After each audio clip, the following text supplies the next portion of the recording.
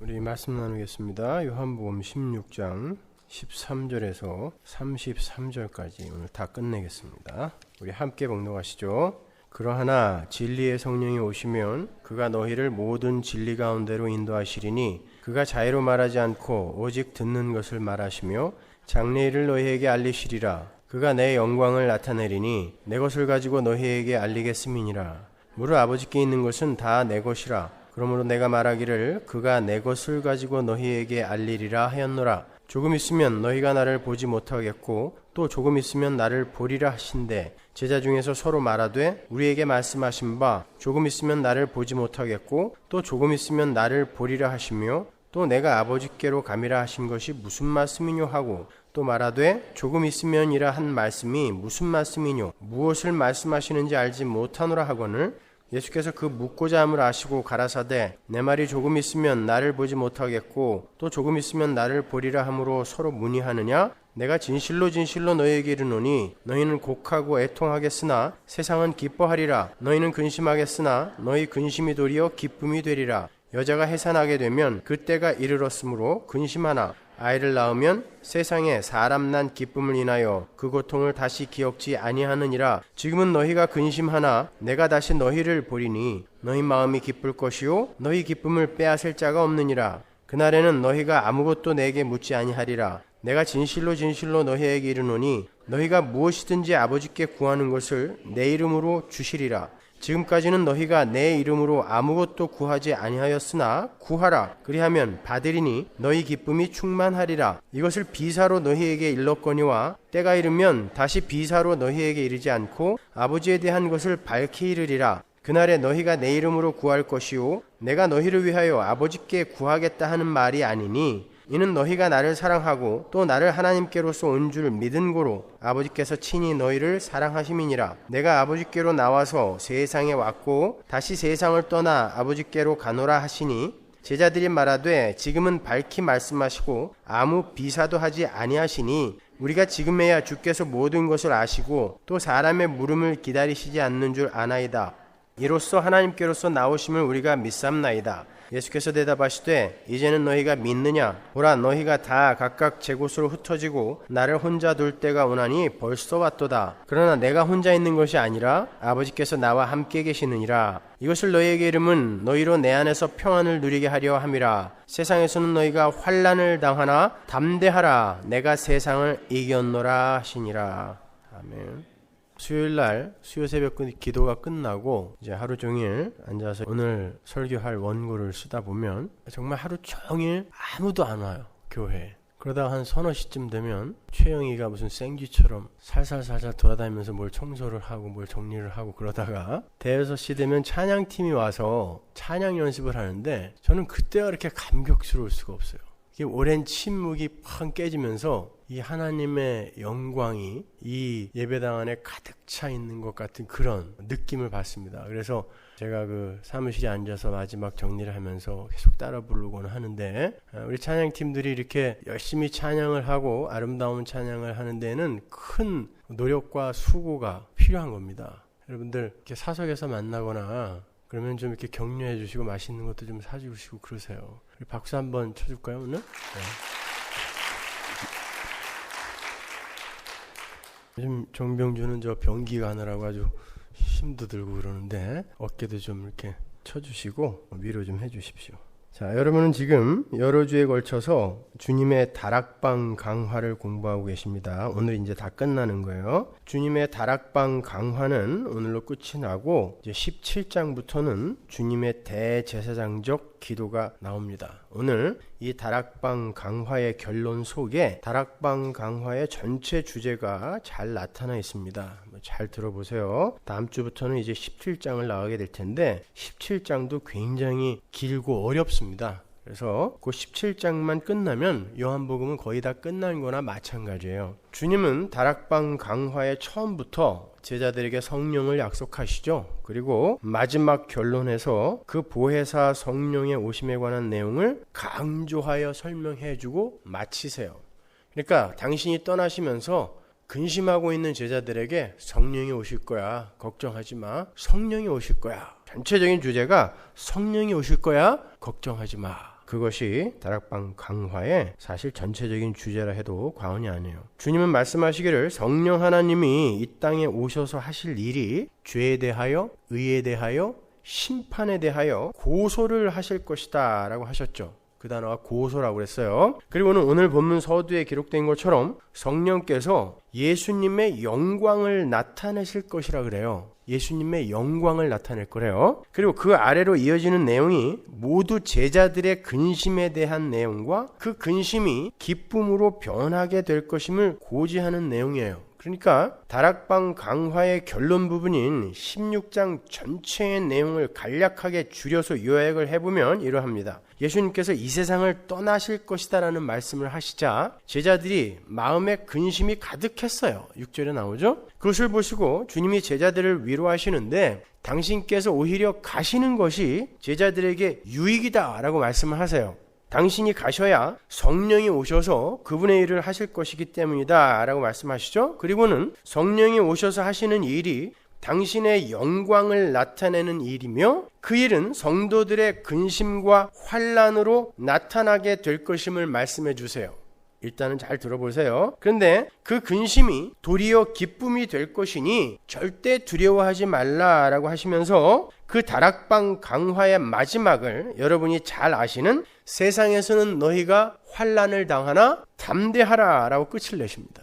이건 세상에서는 너희가 환난을 당하나 내가 다 막아줄 테니까 담대하라가 아닙니다. 대부분 그렇게 이해하고 계신데 화장실 같은 데 보면 전부 이걸 걸어놓고 계시더라고요. 세상에서는 너희가 분명히 환난을 당할 거야. 그러나 그 환난 속에서 담대하라라는 것이지 내가 다 환난을 없애줄 게 아닙니다. 여러분. 그렇게 끝이 났어요. 16장 처음 3절이 어떤 내용이었죠? 성도의 환난에 관한 거였어요. 한번 보고 갈까요? 2절 보세요. 사람들이 너희를 추례할 뿐 아니라 때가 이르면 무릇 너희를 죽이는 자가 생각하기를 이것이 하나님을 섬기는 예라 하리라. 기억나시죠? 마지막에 어떻게 끝나요? 33절. 이것을 너희에게 이르면 너희로 내 안에서 평안을 누리게 하려 함이라. 세상에서는 너희가 환난을 당하나 담대하라. 내가 세상을 이기었노라 하시니라.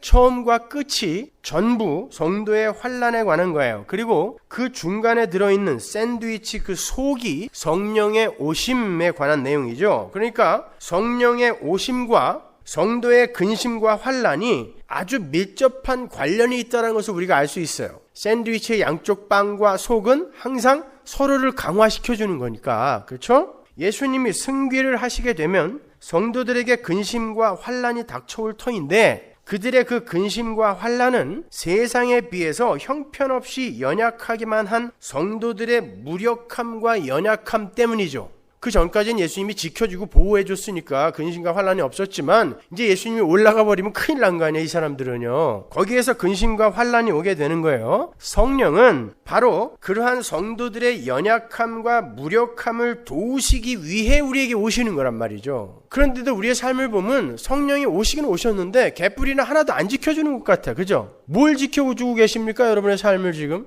가난에서 벗어나기를 해요. 질병에서 벗어나기를 해요. 자식 새끼들이 말을 잘 듣기를 해요. 뭘 지켜주시는 거예요 도대체? 여전히 우리는 근심과 환난 속에 있는 것 같아요. 자, 성령은 오셔서 성도들에게 어떤 힘을 제공하여 그들이 겪게 되는 근심과 환난을 극복하게 하시고 그것을 기쁨과 평화로 바꾸어 내신다라고 지금 예수님은 말씀하시는데 과연 그것이 우리에게 현실로 지금 다가와 있냐 말이에요. 여러분. 본문의 끝부분을 보면 제자들의 무력함과 믿음 없음이 극명하게 폭로가 돼요. 30절 볼까요? 우리가 지금에야 주께서 모든 것을 아시고 또 사람의 물음을 기다리시지 않는 줄 아나이다. 이로써 하나님께로서 나오시면 우리가 믿삼나이다. 31절 예수님이 말씀하세요. 예수께서 대답하시되 이제는 너희가 믿느냐? 잘하였도다. 아니에요. 믿는다고? 이런 말이에요. 믿는다고? 32절 보라 너희가 다 각각 제 곳으로 흩어지고 나를 혼자 둘 때가 오나니 벌써 왔도다. 믿는다고? 너희들 나 다 버리고 도망갈 거야 라고 이야기하는 거예요. 그러나 내가 혼자 있는 것이 아니라 아버지께서 나와 함께 계시느니라. 너희들 다 도망가도 괜찮아. 아버지가 나와 함께 있으니까. 그런데 너희들이 날 믿는다고? 물어보시는 거예요. 그래서 성령이 오시는 거예요. 그래서 이제는 믿습니다 하고 너스레를 떠는 제자들에게 너희가 이제는 믿느냐라고 하신 주님이 너희는 곧 다 흩어지고 나를 혼자 내버려 둘 것이다 라고 이야기를 해요. 왜 흩어지죠? 두렵고 무서우니까. 그래서 흩어지는 거예요. 근심에 쌓여 흩어지는 거예요. 그런 제자들을 위로하고 격려하고 힘을 불어넣어 승리자로 만들어내시기 위해 성령을 보내시겠다는 거예요. 예수님께서 제자들 곁을 떠나시는 일은 제자들에게 있어서 근심이 되는 일임에 틀림이 없어요. 예수님께서 제자들과 함께 계실 때는 예수님이 풍랑도 잠잠케 해주셨고 오병이어나 칠병이어로 수시로 배를 채워주셨어요. 병이 나면 병도 고쳐주셨고요. 생각해 보세요. 딴 사람 병들 다 고쳐줬는데 제자들 아픈데 그거 모른 척 하셨겠어요? 고쳤을 것입니다. 바리새인들이나 사두개인들이 자신들을 공격할 때면 언제나 예수님이 그들을 가로막고 나서서 제자들을 변호하고 옹호해 주셨어요. 예수님은 죽은 자도 살려내셨고 물 위도 걸으셨습니다. 그 모든 것을 곁에서 지켜본 제자들에게 있어서 예수님의 부재는 허탈과 허망의 현실이 될 수밖에 없어요. 그들은 이제 세상의 공격에 무방비로 노출이 될 거고 자연재해와 질병과 굶주림에도 속수무책으로 당하게 될 거예요. 예수님이 없으면. 그렇게 환난과 근심이 그들에게 다가오고 있었어요. 야, 이 양반 하나 믿고 있었는데 어디로 떠난다고 하니 이제는 어떡하나. 환난과 근심이 다가오고 있었어요. 그런데 주님이 뜬금없이 또 다른 보혜사를 약속하시는 거예요. 나 말고 또 다른 보혜사, 너희를 도와줄 헬퍼, 보혜사가 너희들에게 올 거야. 바로 성령 하나님이야 라고 이야기하는 거야. 나는 가지만 또 다른 보혜사이신 성령 하나님이 내려오셔서 너희를 도울 것이다 라고 하세요. 그런데 그분은 바람처럼 왔다가 바람처럼 일을 하시는 분이라 보이지가 않아요. 요한복음 3장에 나오죠. 근데 성경은요, 그 성령을 가리켜서 그리스도의 영이라고도 이야기하죠. 로마서 8장 9절 보세요. 만일 너희 속에 하나님의 영이 거하시면 너희가 육신에 있지 아니하고 영에 있나니 누구든지 그리스도의 영이 없으면 그리스도의 사람이 아니라. 하나님의 영, 그리스도의 영, 성령 다 나와요. 다 같은 말이라는 거예요. 그렇다면 당신이 보내시겠다라고 하는 성령은 곧 누구라는 거예요? 당신 자신이라는 것입니다. 그리스도의 영이거든요. 내가 올라가면 성령 보낼게 그래 놓고 그리스도의 영이 오시는 거예요. 그러나 다른 존재죠. 여기에서 삼위일체 사상이 또 나오는 거예요. 오늘 본문에도 그 삼위일체 사상이 잘 나타나 있는 구절이 나오는데 16절 보세요. 조금 있으면 너희가 나를 보지 못하겠고 또 조금 있으면 나를 보리라 하신대 제자 중에서 서로 말하되 우리에게 말씀하신 바 조금 있으면 나를 보지 못하겠고 또 조금 있으면 나를 보리라 하시며 또 내가 아버지께로 감이라 하신 것이 무슨 말씀이뇨 하고 또 말하되 조금 있으면이라 한 말씀이 무슨 말씀이뇨 무엇을 말씀하시는지 알지 못하노라 하거늘 예수께서 그 묻고자 함을 아시고 가라사대 내 말이 조금 있으면 나를 보지 못하겠고 또 조금 있으면 나를 보리라 함으로 서로 문의하느냐. 예수님은 이제 곧 십자가를 지고 죽으셔야 돼요. 그런 의미에서 제자들에게 조금 있으면 나를 보지 못하리라 라고 말씀하신 것이고 또 조금 있으면 나를 보게 될 것이다 라는 말씀은 이제 성령으로 내려오실 그 당신의 천상사역의 관점에서 말씀하신 거예요. 이제 내가 성령을 내려보내서 하늘에서 내가 이 땅에서 어떤 일을 하는지 너희들이 곧 보게 될 거라는 거야. 뭘로? 믿음으로. 아무튼 성령 하나님과 성자 예수님은 일체예요. 그렇다면 뭐 굳이 그렇게 올라갔다 내려왔다 그래야 돼요? 그냥 같이 계시지. 뭘 누구는 하나 올라가고 또 누군 내려오고 또 누구 내려왔다 누군 올라가고 꼭 그래야 돼요? 예수님은 꼭 승천을 하셔야 돼요. 내려온 곳으로 다시 올라가셔야 됩니다. 그래야 예수님의 승리가 확인이 되기 때문에 그래요. 당신을 정죄하여 죽여버린 세상이 틀렸고 당신이 옳다는 것을 증명하는 길은 당신이 사망을 이기시고 살아나셔서 물론 하나님이 이기시게 하는 거예요. 살아나셔서 하나님 보좌 우편에 당신 자리로 복귀를 하셔야 되기 때문에 주님은 하늘로 올라가셔야 돼요. 아울러서 만일 주님께서 부활하신 상태로 이 땅에 육신을 입고 어차피 부활하신 이후에도 육신을 입고 계시잖아요. 부활한 육신. 그 육신을 입고 이 땅에 가시적 육신을 갖고 살아가신다면 제자들과 함께 3년 반을 생활하신 때처럼 편제나 무소부재의 사역이 아닌 한정된 장소에서 한정된 사람들에게만 역사를 하실 수 있기 때문에 주님은 성령의 모습으로 내려오셔야 했던 거예요.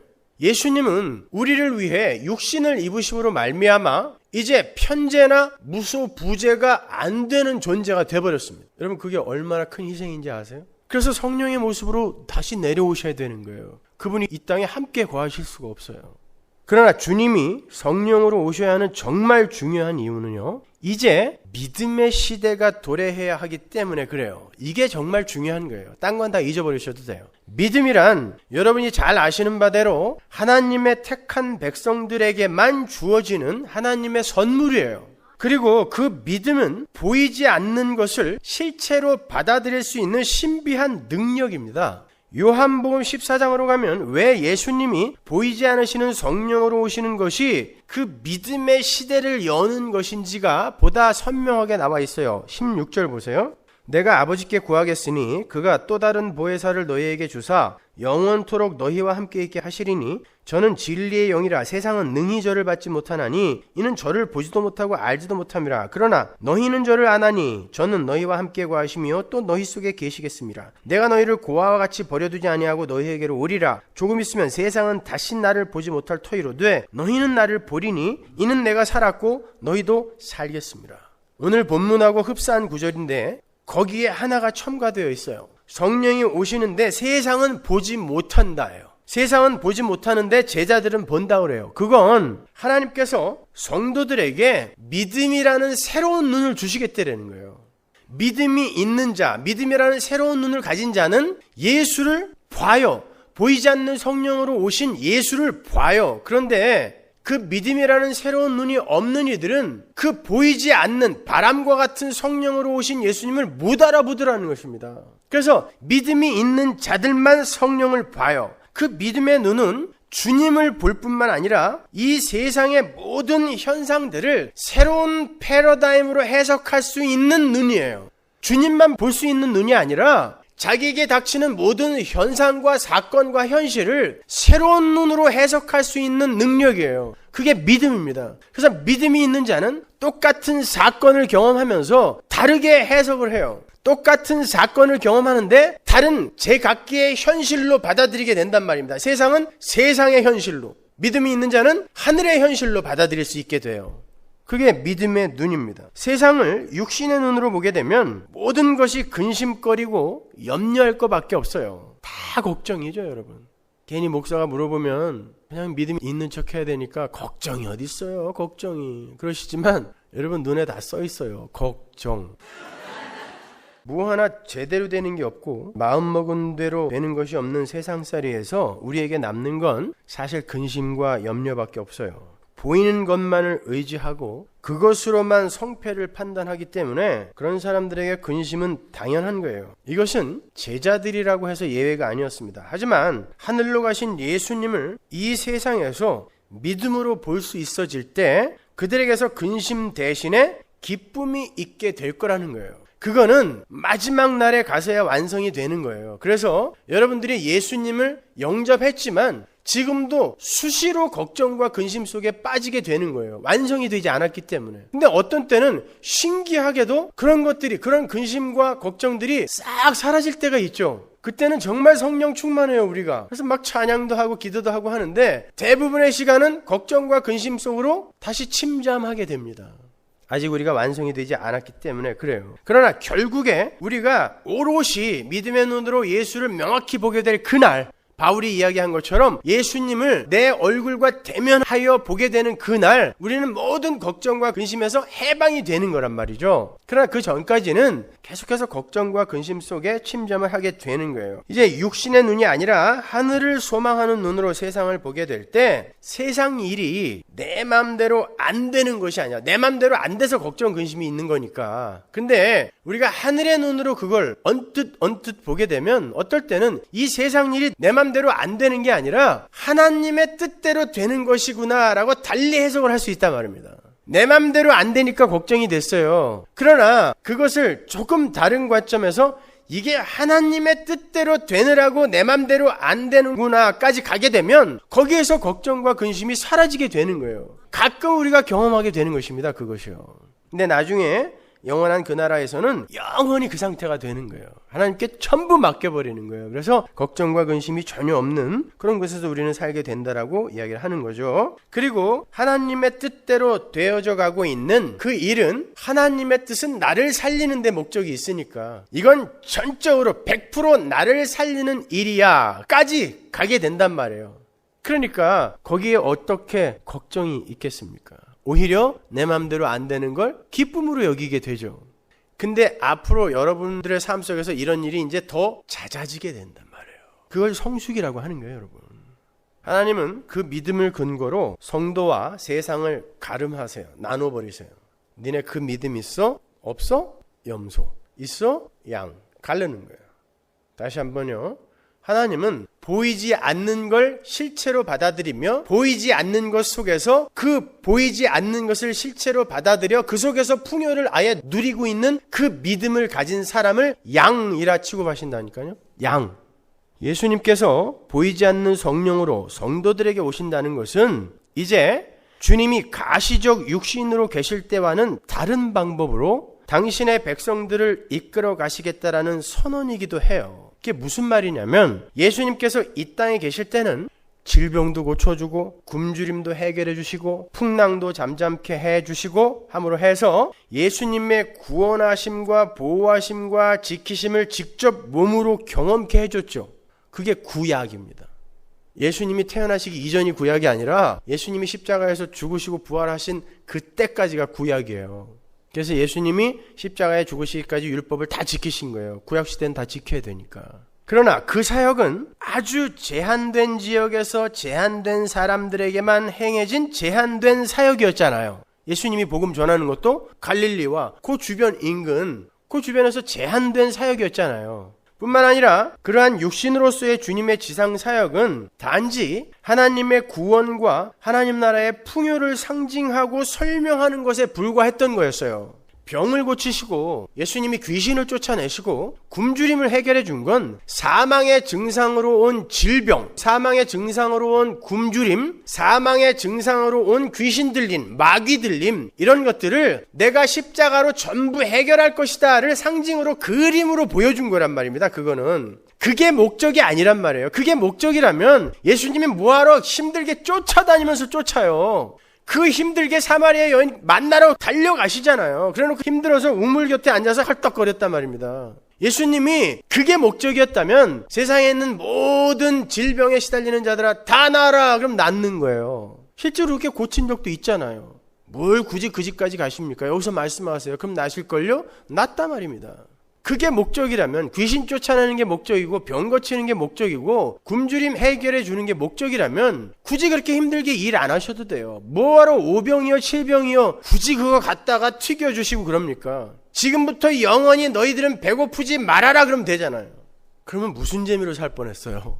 먹는 재미도 없이 계속 배가 불러있으면 여러분 금식할 때 시간이 얼마나 긴지 아시죠? 하루 밥 3끼 안 먹는데 하루가 한 60시간 되는 것 같아요. 그만큼 먹는 재미라는 게 있는 거예요. 그럴 수도 있었는데 굳이 이 땅에서 예수님은 제한된 지역에서 제한된 어떤 사역을 하심으로 제한된 어떤 그림들을 보여주시는 거란 말입니다. 십자가가 바로 이렇게 속박된 너희들을 풀어내는 거야 라고 그림책처럼 보여주시는 거예요. 그리고는 이제 당신의 지상사역을 통하여 제자들과 교회들에게 구원의 내용과 본질을 친절하게 그림으로 설명해 주시고 이제 십자가를 통하여 전 역사를 아우르는 우주적 구속 사역을 완성해 내시는 거예요. 그게 십자가예요. 그로 말미암아 비로소 그림책으로서의 그 구약 시대가 마감이 되고 믿음으로 말미암는 구원의 새 시대가 열리게 되는 거예요. 믿음으로 말미암는 구원의 새 시대. 여러분 이걸 잘 이해하셔야 돼요. 따라서 예수님께서 보이지 않는 성령으로 오시게 되는 그때부터는 엄밀히 말해서 눈에 보이는 현상들과 기적들이 나타나면 안 돼요. 구약시대가 끝나고 이제 믿음으로 영위되는, 믿음으로 완성되는 이제 새로운 시대가 열렸단 말입니다. 그런데 계속해서 눈에 보이는 것들이 나타나면 안 되잖아요. 그러면 언제 믿음을 발휘합니까? 그리고 어떻게 누가 믿음이 있는지를 어떻게 알아요? 눈에 안 보여야 그 똑같은 상황 속에서도 믿음이라는 걸 있는 자가 어떻게 다르게 사는지가 구별되어 세상에 드러날 거 아닙니까, 여러분? 그러니까 여러분의 삶 속에 될 수 있으면 기적이 안 나타나야 맞습니다. 하나님은 분명히 기적을 통하여 오늘날도 이 일을 하세요. 특별한 초자연적인 현상을 통하여 하나님 이 일을 하시지만 그건 아주 특별할 때예요. 또 전부 나는 아주 특별한 거구나 이러고 계시죠 또. 하나님은 이제는 초자연적인 자연의 법칙을 거스르는 그러한 방법으로 일을 안 하십니다, 여러분. 그런 의미에서 오늘날 전 세계 미국 교회뿐만이 아니라 하여튼 미국 교회에서 만들어지는 상품은 한국이 재빨리 수입을 해서 한국 교회와 미국 교회는 거의 쌍둥이에요. 열린 예배, 그러니까 한국에 그냥 열린 예배 쫙 퍼지고, 요즘 신사도 운동, 그러니까 또 신사도 운동 쫙 퍼지고, 이머징 처치, 그러니까 금방 또 한국에 이머징 처치 쫙 퍼지고, 꽝 잡는 게 매라고 사람 많이 모을 수 있다라고 미국에서 만들어낸 건 한국에서 그 다음날 갖고 가요. 요즘 한국에서 가장 크게 부흥하는 교회, 그리고 가장 인기 있는 요즘 주가가 올라가는 젊은 목사가 하나 있어요. 이름은 이야기하지 않겠지만 우리 청년들 중에 아는 분들이 많이 있을 거예요. 요즘 청년들 사이에서 굉장히 센세이션을 일으키는 사람이에요. 똑똑하기도 하지만 신비적이고 기적적인 그런 능력들을 많이 행하거든요. 엄청나게 부흥했어요. 여러분, 그 사람이 신사도 운동의 주체입니다. 지금 한국에. 사도와 선지자가 다시 나타났다라는 거예요. 그리고 다시 예언하고 다시 기적 일으키고, 이 시대는 그 새로운 사도들과 선지자들의 말씀을, 예언을 잘 듣고 따라야 한다는 것이죠. 제가 요즘 그 신사도 운동하고 이머징 처치를 좀 연구를 하면서 비디오 클립을 몇 개를 봤어요. 미국에서 지금 신사도 운동이 활발하게 일어나고 있는 그 교회들 예배 실황을 몇 개를 제가 찾아서 봤는데 참 과관이에요, 정말. 어떤 여자가 설교를 해요. 수천 명이 앉아 있어요. 무대죠, 뭐 그거는. 무대에도 수백 명이 올라와 있어요. 근데 이 여자가 1시간을 예언을 하는데요. 머리를 앞뒤로 계속 흔들면서 예언을 해요. 아우, 정신없어서 죽는 줄 알았어요. 계속 흔드는데 그게 성령이 임했다는 거예요, 지금. 성령이 임해서 이 머리가 앞뒤 옆으로 계속 흔들리는데 뭘 얘기를 계속 하는데 욥기 몇 장, 시편 몇 장, 잠언 몇 장, 전도서 몇 장, 하나님이 지금 이 말씀들을 주신다는 거예요. 또 막 받아 적고 있어요. 그 말씀을 주셨으면 설명을 해줘야 될 거 아니에요. 그거 누가 못해요. 1시간을 계속 그걸 하는데 앞에서 사람들이 신기해갖고 와 이러면서 보고 있어요. 그리고 한국에 있는 신사도 운동의 아주 핵심 교회라고 하는 그 교회에서 하는 세미나를 제가 들어가서 봤어요. 한 1000명 정도가 세미나에 참석했는데 예언의 은사를 받았다라고 하는 사람 한 150명이 여자들이 문제야, 하여튼 앞에 쫙 서가지고 돌아다니면서 예언을 해줘요. 아무나 무작위로. 응? 농담도 하고. 하나님의 이름이 불리우는 곳에서 모독을 당한다라는 게 바로 이거구나 분명히 보이더라고요, 저는요. 요즘은 그 이머징 처치라고 또 이제 릭 워렌이나 빌 하이블즈의 그런 열린 예배 스타일의 예배는 또 갔어요. 사람들이 점점 또 전통적인 걸 좋아해갖고요. 그 전통적인 곳으로 돌아가는데 그대로 돌아가면 안 되니까 찬송가도 부르고 교동문도 하는데 찬송가의 락 음악을 또 접목시켜요. 그러니까 하나님께 영광이 되는 쪽으로 예배가 바뀌는 게 아니고요. 어떻게 하면 실증난 인간들을 만족시켜 줄까에 계속 집중하고 있는 거예요. 이머징 처치에서는 옛날에 다 사라져버린 그런 이상한 문양, 큰 십자가 이런 걸 또 다 세워요. 그래놓고 또 여기서 뭐 주술도 하고 예언도 하고 이러면서 그러니까 사람들이 감각적으로 짜릿하게 느낄 만한 거는 다 해줘요. 한국 교회가 그걸 또 그대로 가져갔어요. 그런 교회들이 확 크고 있어요. 연예인들이 또 거기에 그냥 머리 싸매고 그렇게 출석을 하는 바람에 사람들이 그냥 더 열광을 하는 거죠. 또 자기 교회 그 연예인들 데리고 전 세계 순방하면서 전도 집회도 다녀요. 여러분, 정신 똑바로 차리지 않으면 그런 데에 금방 넘어가요. 여러분, 성경을 근거로 복음이 무엇이며 예수 그리스도의 십자가 복음이 무엇인지를 여러분 잘 분별하지 않으면 그런 감각적인 노름에 금방 넘어간다니까요. 지금은 구약시대 아니에요. 선지자가 지금 왜 있어야 돼요? 성경이 있는데. 사도가 지금 왜 필요합니까? 교회가 그 터 위에 세워졌는데, 사도와 선지자의 터 위에 교회가 세워졌는데, 말씀 위에 교회가 세워졌는데 지금 또 말씀이 내려와야 돼요. 또 예언이 내려와야 돼요. 지금 그들은 100% 이단이에요. 100%. 근데 릭 워렌이 거기에다가 추천서를 써주고 다니고 있어요, 지금. 그러니까 도대체 누가 진짜고 누가 가짜인지 모르겠어요. 참 암울한 시대입니다, 여러분.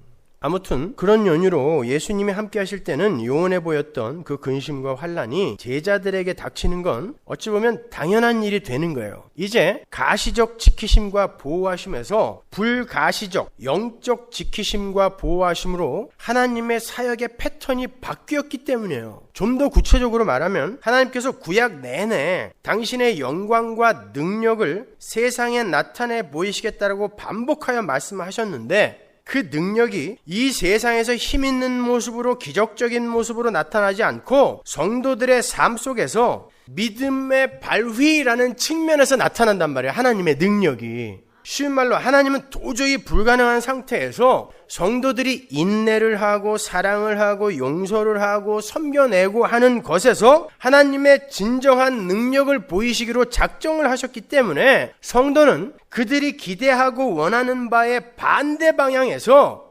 자꾸 그러한 어려운 경험들을 하게 되는 거예요. 하나님이 성도의 삶 속에서 너희들은 전혀 할 수 없는 그 일을 내 자식들이 해낼 건데 한번 볼래? 내 능력을 여기서 드러낼 건데 한번 볼래? 하고 거기에서 능력과 영광을 나타내시기로 했기 때문에 성도들은 그 하나님의 능력과 영광이 나타나기 위한 그 반대에 아주 어둡고 힘들고 고통스러운 현실을 겪게 될 수 있는 것입니다. 그래야 거기에서 그걸 이겨내고 참아내는 하나님의 백성들의 모습 속에서 하나님의 능력이 드러날 거 아닙니까?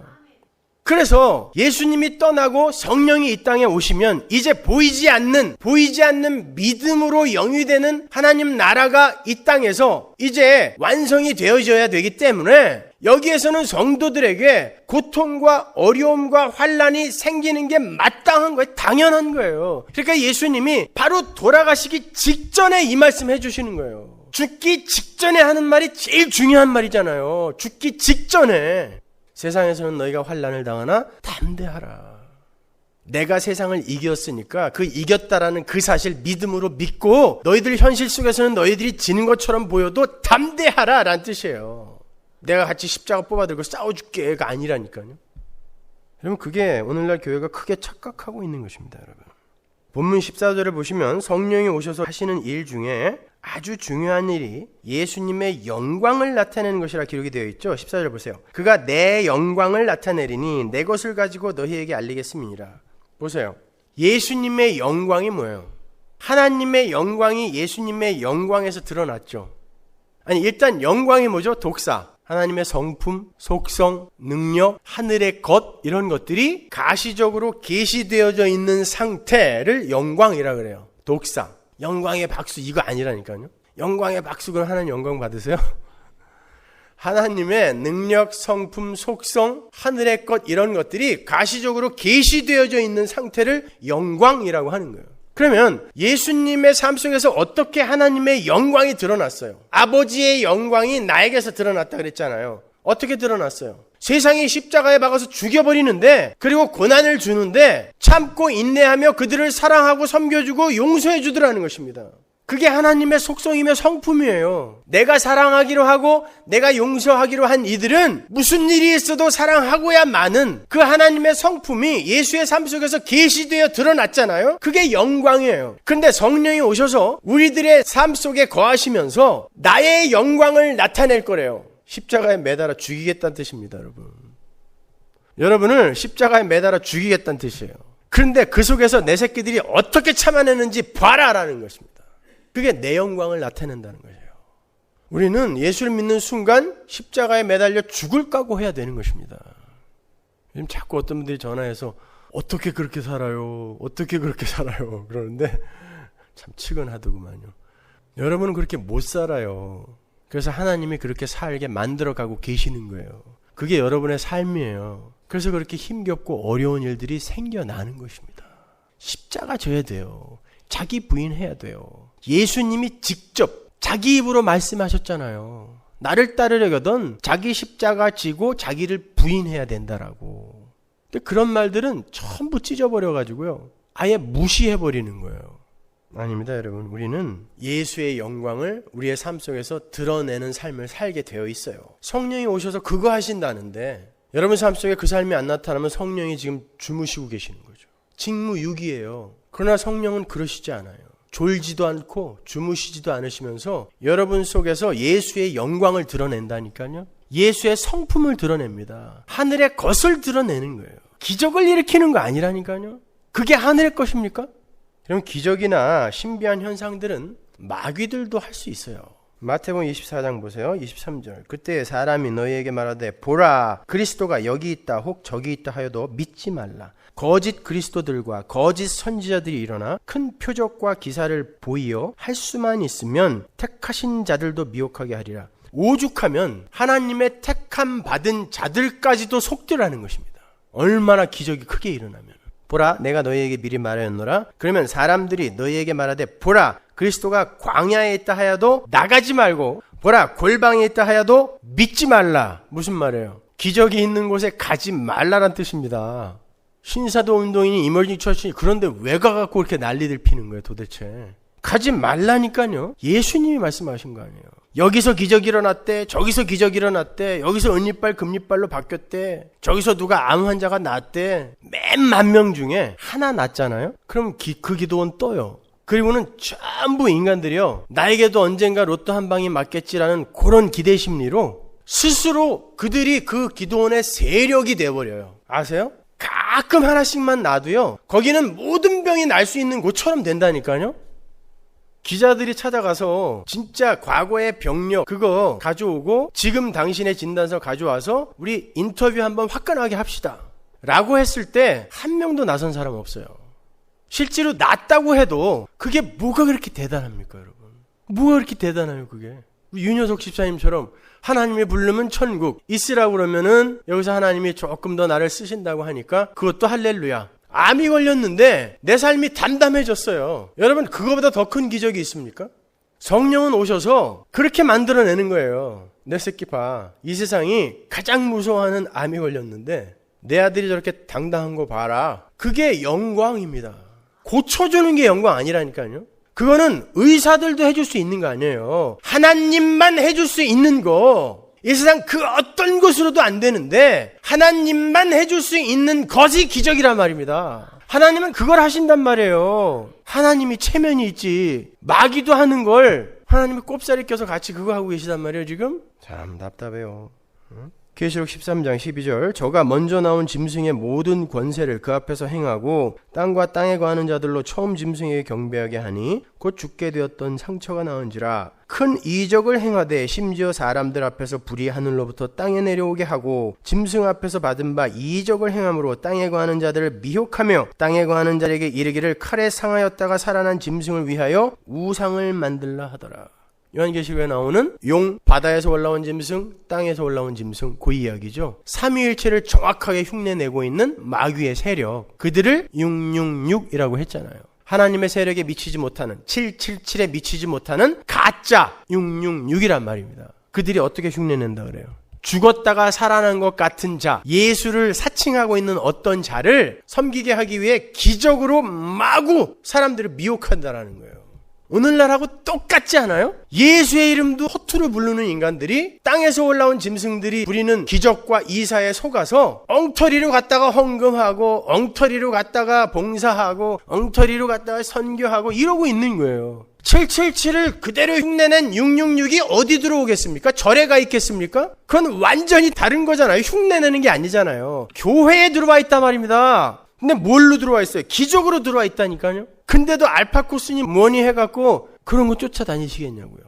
마태복음 7장 22절 그날에 많은 사람이 나더러 이르되 주여 주여 우리가 주의 이름으로 선지자 노릇하며 주의 이름으로 귀신 쫓아내며 주의 이름으로 많은 권능을 행치 아니하나이까. 디나미스 능력 행하고 귀신 쫓아내고 기적 일으켰어요. 근데 예수님이 불법을 행하는 자들아 내게서 떠나가라 그랬단 말입니다. 그럼 마귀들도 다 하는 거죠. 귀신들도 하는 거예요. 기적은. 그렇죠? 하나님이 마귀들도 할 수 있는 일에서 자기의 영광과 능력을 나타내신단 말입니까? 마귀들도 얼마든지 하는 걸? 박자선이나 문선명도 하는 걸 하나님이 똑같이 흉내내시겠냐고요. 여러분 그 사람들 손에서 불꽃 튀는 거 본 사람 많습니다. 실제로 일어났을 거예요. 성경이 한다고 그러잖아요. 사람들이 그걸 신기해하니까 그 사람들이 추앙을 받는 것이지 그걸 아무도 신기해하지 않으면 어떻게 해요? 그건 아무것도 아닌 거예요. 유리겔라가 아무리 멋진 마술을 한다 할지라도 나중에 그게 아무것도 아닌 것이 되어버리고 보편화가 되어버리면요, 그건 아무것도 아닌 게 되거든요. 유리겔라가 옛날에 한국 왔을 때 숟가락 들고 텔레비 앞에서 코기름 바르라고 그래가지고 한국의 수많은 어린이들이 코기름을 바르다가 실제로 이게 휘어지는 경험을 했어요. 그 뒤로 아이들이 수시로 해봤는데 그걸 하는 아이들이 생겼습니다. 그 다음부터 유리겔라가 하는 그건 아무것도 아닌 게 됐어요. 마찬가지로 여러분이 그걸 신기해하기 때문에 마귀들이 자꾸 미혹의 도구로 써버리는 건데, 그걸 여러분이 성경 안에서 아무것도 아닌 것으로 해석을 해버리면요, 마귀는 쓸 무기가 없어지는 거예요. 근데 전부 그걸 신기해하고 있으니까. 그래서 성경이 그런 거 아니라고, 귀신들도 다 하는 거라고, 애굽의 술사들도 지팽이로 뱀도 만들고 강을 피로도 만들었잖아요. 무당이 그걸 했다니까요. 기적은 무당도 합니다. 무당도 귀신 쫓아내고 스님들도 귀신 쫓아내요. 그게 뭐 어떻다는 것입니까? 이단들은요, 전부 그걸로 미혹해요. 전부 그걸로 미혹해요. 여러분이 거기에만 넘어가지 않으면 절대 이단 서설에 넘어가지 않아요. 잊지 마세요. 기적은 타종교에 훨씬 많아요. 타종교에 훨씬 많아요. 정말 그게 하나님의 능력이라면 왜 하나님은 타종교에서 그런 능력을 행하십니까? 아니란 말입니다. 이 세상 권세 잡은 마귀들도 행할 수 있는 거예요. 그거는요. 그런 거 좇지 마시란 말입니다. 여러분, 병 걸리면 병원에 가세요. 좋은 대학교 들어가고 싶으면 공부를 열심히 시키시고, 무슨 그렇게 불로소득들을 불안당들처럼 원하고 계십니까? 우리는 하나님의 영광과 능력을 담는 그릇으로 존재하는 거예요. 이사야서에서 우리 봤잖아요. 내가 내 영광을 위하여 창조한 자들을 오게 하라. 내 백성은 내가 내 영광을 위하여 창조했다라고 이야기하잖아요. 내가 내 영광 드러내려고 창조한 거예요. 여러분, 십자가에 매달아 버리고 그 십자가에서도 주여 저들을 용서하소서, 저들이 자기가 하는 일을 모르나이다 라는 고자리까지 완성시키기 위해, 내 영광을 드러내기 위해 여러분을 창조했다고 하나님이 말씀하셨어요. 그런데 우리는 우리의 창조의 목적, 존재의 목적도 하나 분별하지 못하는 것입니다. 자, 다시 한번요. 성령이, 예수님이 올라가시고 성령이 우리에게 내려오셔서 하나님의 예수 그리스도의 영광을 드러내는데, 그리고 우리의 근심과 환난을 기쁨으로 평화로 바꾸어내시는데, 그 성령이 우리 안에서 그 하나님의 능력과 영광을 행하실 때 우리 안에서 밖으로 드러나게 되는 게 뭐예요? 갈라디아서 5장 22절 볼까요? 오직 성령의 열매는, 성령이 맺으시는 열매는 이란 뜻이죠. 사랑, 희락, 화평, 오래 참음, 자비, 양선, 충성, 온유, 절제. 여기 어디 기적 체험, 신비, 질병 치유, 방언, 예언 이런 거 어디 있어요? 여기 성령이 맺으시는 열매, 요거밖에 없습니다. 하나님의 성품. 그걸 여러분 안에 만들어 내시겠다라는 것입니다. 여러분, 이렇게 하나님께서 성령으로 우리에게 오셔서 우리에게서 나타내시고자 하는 하나님의 영광은 당신의 성품과 속성에 관한 걸 이야기하는 거예요. 따라서 사랑이 나타나기 위해서는 사랑할 수 없는 상황이 주어지게 되는 거고, 희락이 훈련되기 위해선 도저히 기뻐할 수 없는 상황이 주어지게 되는 거고, 화평이 드러나기 위해선 평화로울 수 없는 현실이 주어질 수도 있게 되는 거고, 오래 참음이 드러나기 위해선 오래 참아야 하는 일이 있어야 되는 거고, 온유와 절제가 나타나기 위해선 뼈를 깎는 인내의 현실이 수반돼야 되는 거예요. 그래야 거기에서 그 반대편의 하나님의 성품들이 나올 거 아닙니까? 훈련될 거 아니에요.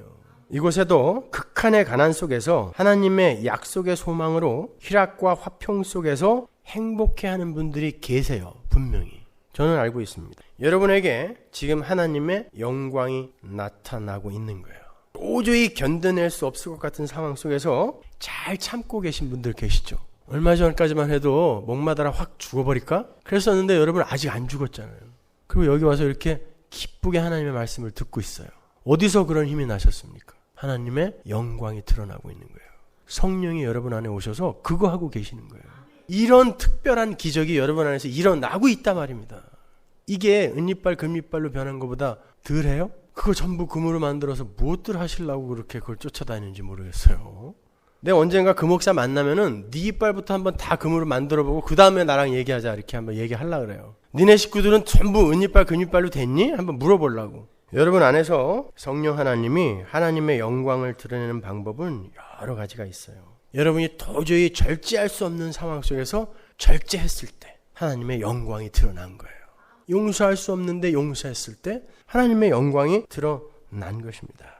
이렇듯 성령 하나님께서 오셔서 우리 안에서 나타내는 하나님의 영광은 기적이나 소원 성취나 문제 해결에서 나타나는 것이 아니라 그러한 것이 하나도 주어지지 않았음에도 하나님의 능력을 힘입어서 하나님을 놓지 않고 오히려 더 그분의 은혜만을 붙드는 기적 중의 기적에서 드러나는 거예요. 빌립보서 4장으로 가볼까요? 11절. 내가 궁핍함으로 말하는 것이 아니라 어떠한 형편에든지 내가 자족하기를 배웠노니 내가 비천에 처할 줄도 알고 풍부에 처할 줄도 알아 모든 일에 배부르며 배고픔과 풍부와 궁핍에도 일체의 비결을 배웠노라. 내게 능력 주시는 자 안에서 내가 모든 것을 할 수 있느니라. 13절만 좋죠. 이거 감옥에서 쓴 겁니다. 감옥에 들어가 있는데 내게 능력 주시는 자 안에서 감옥도 견뎌지더라. 이것이 내게 능력 주시는 자 안에서 내가 무엇이든 할 수 있다라는 뜻입니다. 내게 능력 주시는 자 안에서 나는 병도 고칠 수 있고 내게 능력 주시는 자 안에서 나는 사업을 반드시 일으킬 수 있으며 내게 능력 주시는 자 안에서 내 자식 2주 기도해서 내신 1등급으로 만들 수 있고 이런 거 없단 말입니다. 어떤 학교길래 엄마가 2주 기도했는데 5등급짜리가 1등급으로 바뀌어요? 그건 불가능이잖아요. 근데 어떻게 그 학교 앞에 있는 교회에는 그게 붙어 있냐고요. 이 세상 모든 사람들이 그건 몰상식한 짓이라고 그런 일은 있을 수 없다라고 다 하는데 어떻게 교회 간판에 그게 붙어 있냐고요. 2주 남았습니다. 어머님들 2주 열심히 기도하여 자식 내신 1등급으로 올립시다. 꽤 큰 교회가 말이죠. 거기에 다 넘어가요 또. 그런 도둑놈들이 전부 예배당에 와서 앉아있으니까 이게 세상 사람들께 욕을 안 먹습니까 여러분? 그동안 몇 년 동안 죽어라고 공부한 딴 애는 뭐예요 그러면? 자기 아들 때문에 떨어질 거 아니에요 걔는. 무슨 도둑놈들 말이죠. 그래놓고 그게 기적이래요. 요한복음 16장 20절 보세요. 내가 진실로 진실로 너희에게 이르노니 너희는 곡하고 애통하겠으나 세상은 기뻐하리라. 너희는 근심하겠으나 너희 근심이 도리어 기쁨이 되리라. 여자가 해산하게 되면 그때가 이르렀으므로 근심하나 아이를 낳으면 세상에 사람 난 기쁨을 인하여 그 고통을 다시 기억지 아니하느니라. 지금은 너희가 근심하나 내가 다시 너희를 보리니 너희 마음이 기쁠 것이요 너희 기쁨을 빼앗을 자가 없느니라. 잘 보세요. 제자들의 근심이 어디서 온 거였죠? 예수님의 부재 때문에 온 거예요. 이제 그들의 삶에는 눈에 보이는 예수님의 지키심이나 기적이나 보호하심이 가시적으로 나타나지 않으실 것이기 때문에 근심이 온 거죠. 근데 그 근심이 기쁨이 될 거라 그래요. 예수님의 부재 때문에 근심이 왔는데 근데 그 근심이 기쁨이 될 거라는 건 예수님이 다시 오실 거란 얘기죠. 근데 눈에 보이는 모습으로 안 온단 말이에요. 그럼에도 불구하고 눈에 보이는 모습으로 안 온다라는 건 눈에 보이는 모습으로 와서 행했던 일들을 내가 안 하고 믿음으로 내가 눈에 보이는 그런 일을 했을 때처럼 나를 꼭 붙드는 자들로 내가 만들겠다라는 그런 뜻인데 그런데 어떻게 그 근심이 기쁨이 되냐고요. 믿음으로요. 믿음으로. 믿음은 거기에 쓰이는 거예요 여러분. 거기서 다시 오신다라는 건 예수님께서 부활하시겠다 혹은 재림하시겠다 이런 말이 아니에요.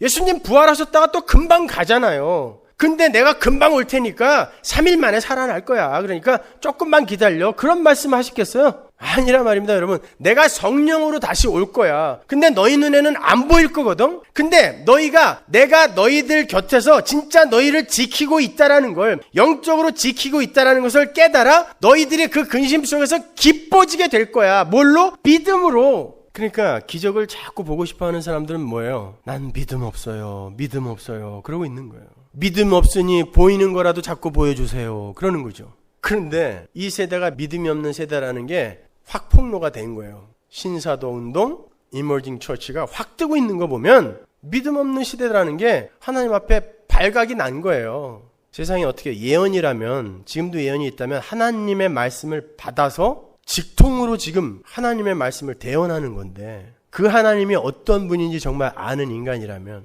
세상에 예언을 해주면서 내가 물 안 좋은 데는 안 가. 물 좋은 곳이라 왔어. 이러면서 당신은 직장에서 당신을 괴롭히는 상사가 있어. 그런 상사 없는 사람이 어디 있어요? 그래도 잘 견디래. 당연하죠.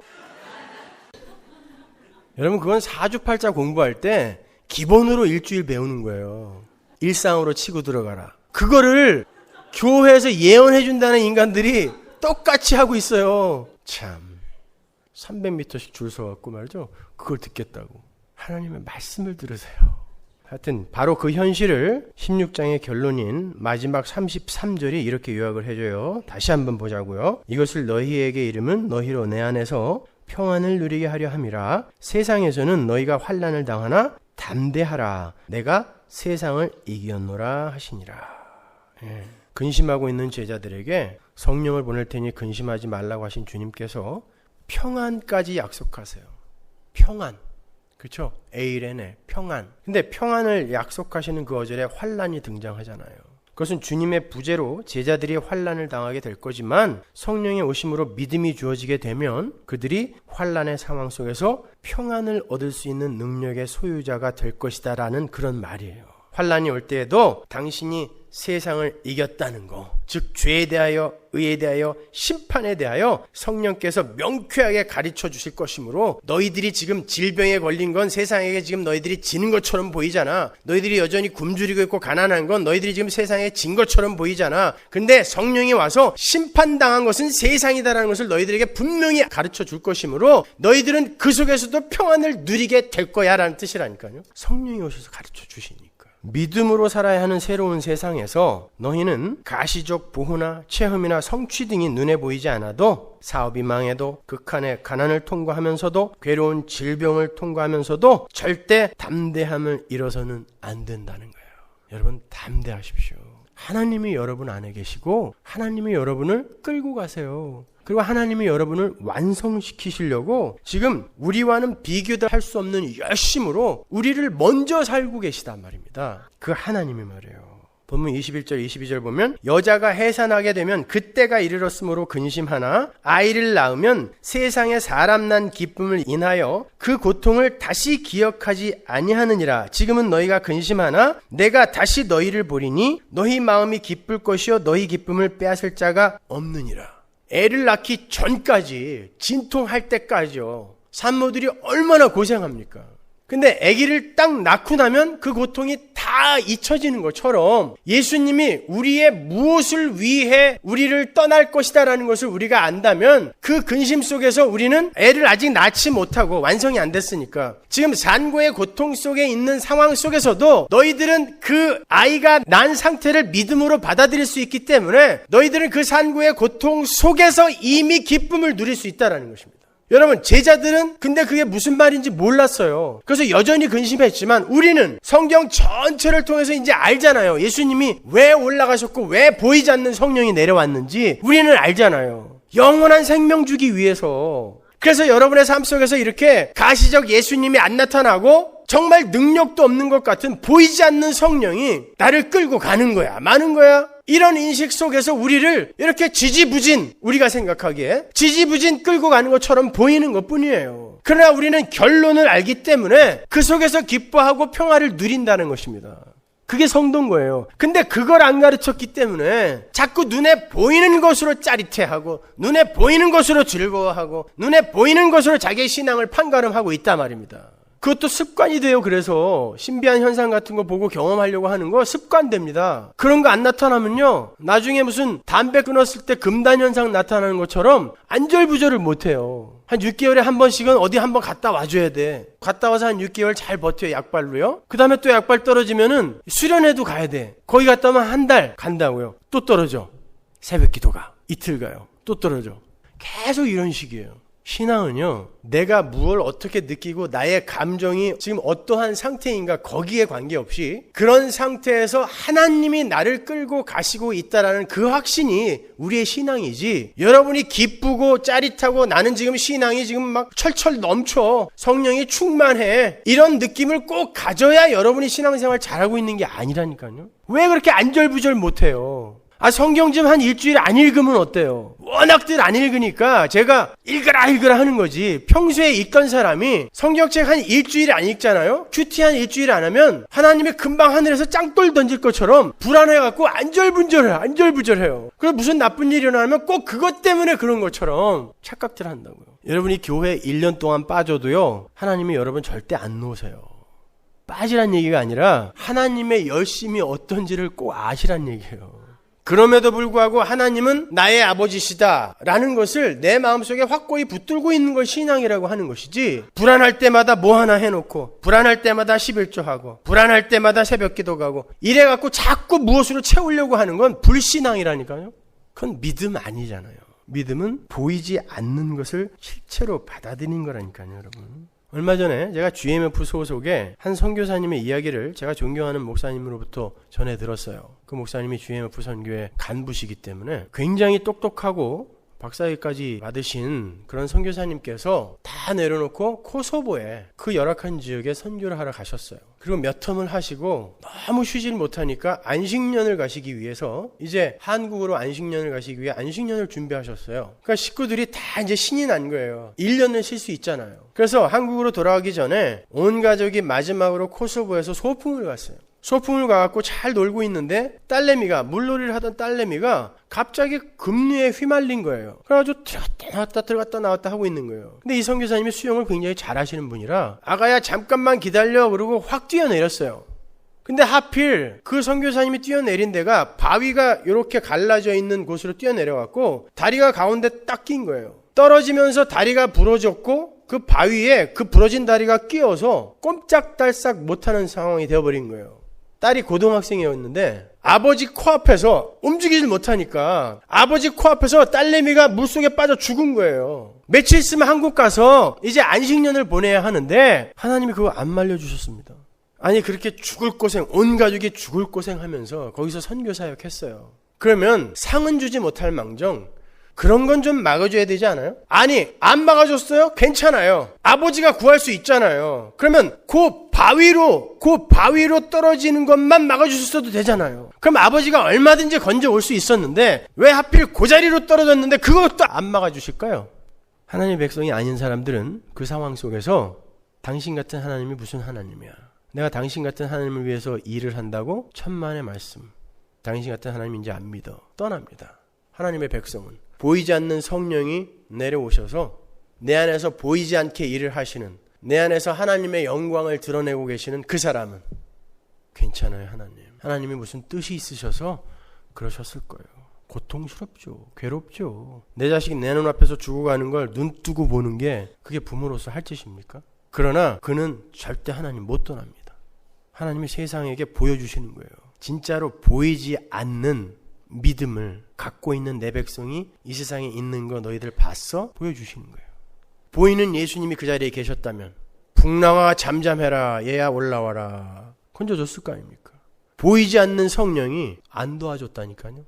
보이지 않게 일을 하셨어요. 그 일을 통하여 하나님은 많은 하나님의 백성들에게 여러 가지 방법으로 유익을 주셨을 것입니다. 그렇게 바라보는 거예요. 그게 바로 믿음의 눈이라는 것입니다. 세상의 관점으로 보는 거 아니에요. 믿음의 눈으로 바라보면서 하나님이 무슨 뜻이 있으시니까 이렇게 일을 하시겠죠. 잘 참을게요. 잘 견딜게요. 더 열심히 용서해 볼게요. 더 열심히 사랑해 볼게요. 이렇게 성숙되어져 가는 것이 성도의 신앙생활인 거예요, 여러분. 하나님은 그렇게 우리의 삶 속에서 지금도 일을 하고 계세요. 그렇다면 그런 일이 지금 우리의 삶 속에서 만약에 그러한 선교사님과 같은 그러한 일이 우리의 삶 속에서 일어났을 때 우리가 과연 그 선교사님처럼 그렇게 담담하게 하나님의 뜻으로 다 돌리면서 그렇게 처리를 할 수 있을까요? 저는 내 자식이 그렇게 내 눈앞에서 죽으면 그렇게까지 담담할 수는 없을 것 같아요. 그럼 도대체 어떻게 해야 그 자리까지 성숙될 수 있습니까? 하나님이 여기에 방법까지 주셨어요. 말씀과 기도입니다. 너무 들어서 귀에 딱지가 앉았죠.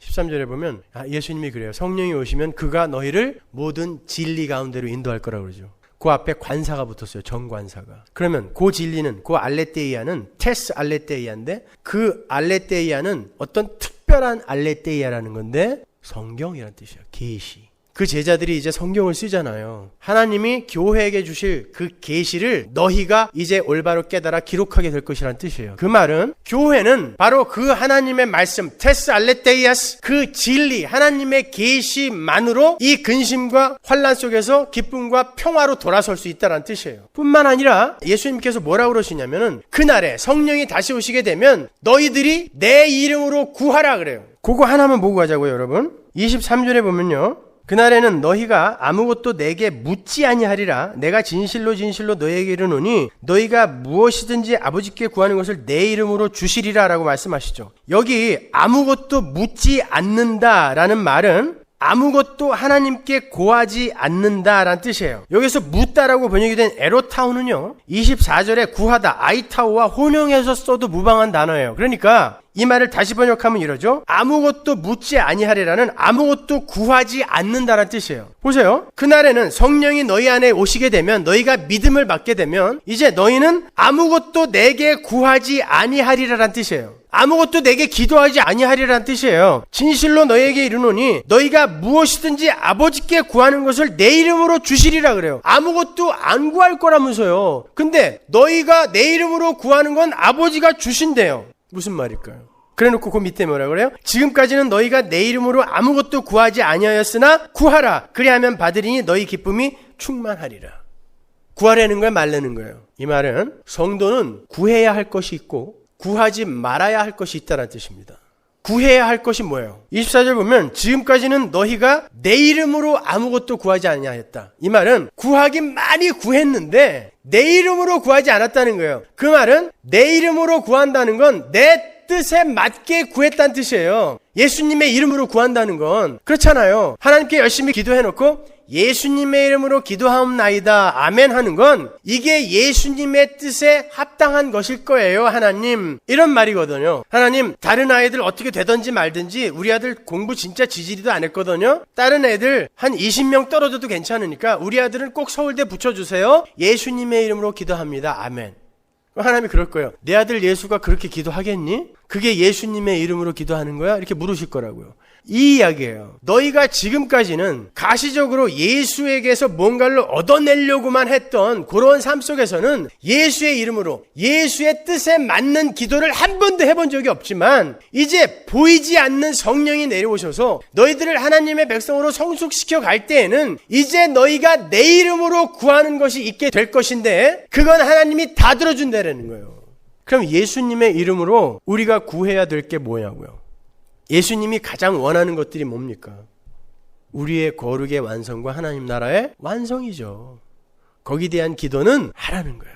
나머지 기도는 지금 당장 안 할 수는 없어요. 우리는 아직도 미숙한 존재이고 미성숙하기 때문에 우리의 필요, 또 병이 걸렸을 때, 또 우리의 자식들, 가족들을 위해서 기도하죠. 열심히 기도해야 돼요. 그리고 하나님이 그 기도를 방법으로 써서 일을 하세요. 그러나 결국에 가서는 하나님의 백성은 성숙되어지면 되어질수록 자기의 필요에서 벗어나요.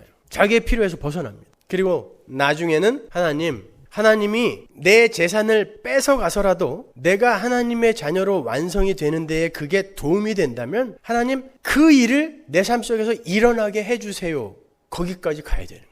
그 전에는 하나님 내 거룩이고 뭐고 하나님 나라의 완성이고 뭐고 간에 내 소원을 좀 들어주세요 에서 출발을 했어요. 나중에는 하나님 내 소원이 안 들어지더라도 내 문제가 해결되지 않더라도 하나님의 나라가 완성이 되고 내가 하나님의 백성답게 지어지는 데에 하나님 오히려 나의 모든 상황들이 맞춰지게 해주세요.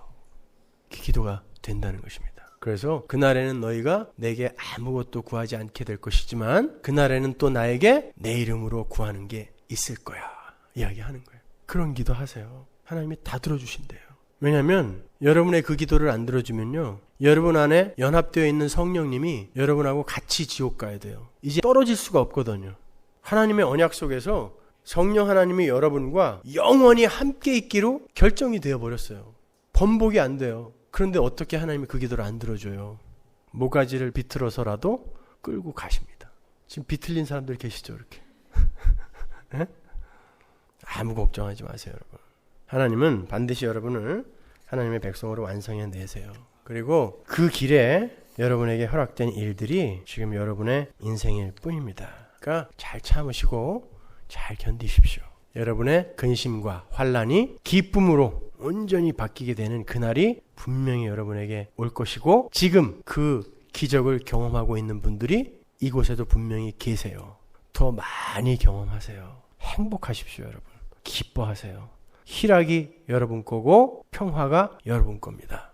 세상에서는 너희가 환난을 당하나 담대하라. 내가 세상을 이겼다. 너희들 지금 지고 있는 거 아니야. 걱정하지 마. 병 걸렸다고 졌다고 생각해? 아니야. 가난하다고 졌다고 생각해? 아니야. 이혼했다고 졌다고 생각해? 아니야. 내가 이겼어. 네 안에서 성령이 하는 음성에 귀 기울여 봐. 주님이 말씀하시는 거예요. 기도하겠습니다.